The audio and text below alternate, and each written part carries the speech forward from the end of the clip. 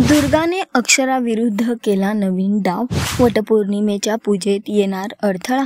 तुला शिकवीन चांगलाच धडा शोची कहाणी खूपच इंटरेस्टिंग होत आहे. शोमध्ये हाय व्होल्टेज ड्रामा बघायला मिळत आहे आणि अशातच येणारा एपिसोड सुद्धा धमाकेदार असणार आहे, ज्या एपिसोडचा प्रोमो समोर आला आहे. एकीकडे भुवनेश्वरी देवी आपल्या नवऱ्याला हे सांगते की एक दिवस असा येईल की तुम्ही स्वतः तुमच्या हाताने मला हे ताट पूजेचं सजवून द्याल, आणि दुसरीकडे अक्षरा अधिपतीसाठी करते वडाची पूजा. त्यात दुर्गाने आणलाय अडथळा. दुर्गा अक्षराला पूजा करताना बघते आणि ठरवते की हिच्या पूजेत नक्कीच आपण अडथळा आणायचा, ज्यानुसार अक्षरा त्या रस्त्यात जाऊन ते ठेवते दगड आणि ज्याला अडून अक्षराचा जातो तोल.